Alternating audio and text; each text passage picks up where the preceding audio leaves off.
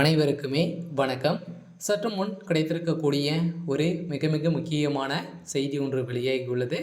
சற்று முன் மருத்துவமனையில் சிகிச்சை பலனின்றி உயிரிழந்தார் அப்படின்ற மாதிரி பார்த்தீங்கன்னா செய்திகள் வெளியாகிருக்கு.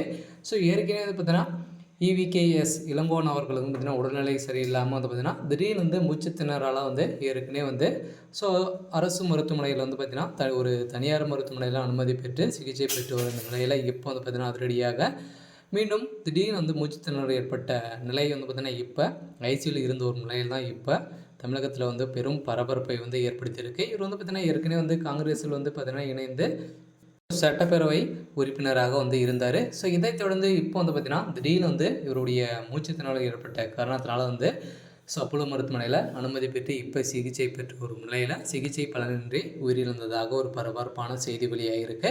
ஸோ இதை பற்றி இந்த வீடியோவில் நம்ம முழுமையாக பார்க்கலாம். ஸோ அதுக்கு முன்னாடி நம்ம சேனலுக்கு இப்போ தான் நீ முதல் முறையாக வந்திருக்கீங்க அப்படின்னா மறக்காமல் நம்மளுடைய சேனலை சப்ஸ்கிரைப் பண்ணி சப்போர்ட் பண்ணுங்கள்.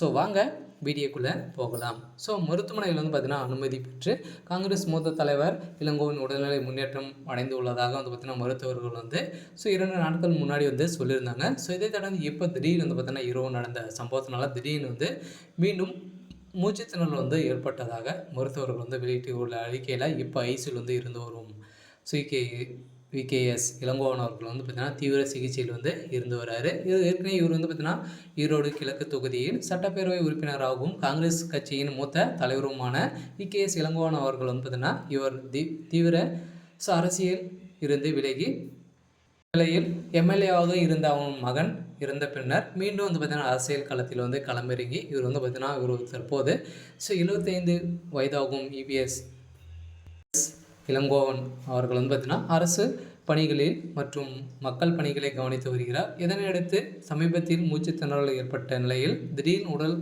குறைவால் எதிர்கொண்ட இருந்த நிலையில் சிகிச்சைக்காக சென்னையில் உள்ள தனியார் மருத்துவமனையில் பார்த்தீங்கன்னா அனுமதி பெற்று இப்போ சிகிச்சை பெற்று வந்த நிலையில் இப்போ மீண்டும் திடீர்னு இவருடைய உடல்நிலை பார்த்தீங்கன்னா ரொம்ப மோசமான நிலைக்கு போயிருக்கு அப்படின்ற மாதிரி தான் பார்த்தீங்கன்னா இப்போ வெளியாகி இருக்கக்கூடிய செய்தியால் திமுகவுடைய தலைமையகத்துக்கு ஒரு மிகப்பெரிய இடியாக தான் விழுந்திருக்கு.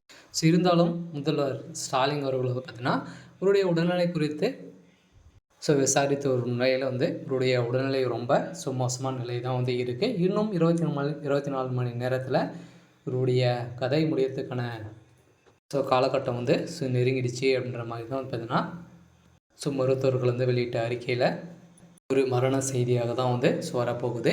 இருந்தாலும் என்ன நடக்கப் போகுது அப்படின்றத வெயிட் பண்ணி பார்க்கலாம். இது மாதிரி செய்திகளை தெரிஞ்சுக்கணும் அப்படின்னா மறக்காமல் நம்மளுடைய சேனலை சப்ஸ்கிரைப் பண்ணிக்கோங்க. தேங்க்யூ.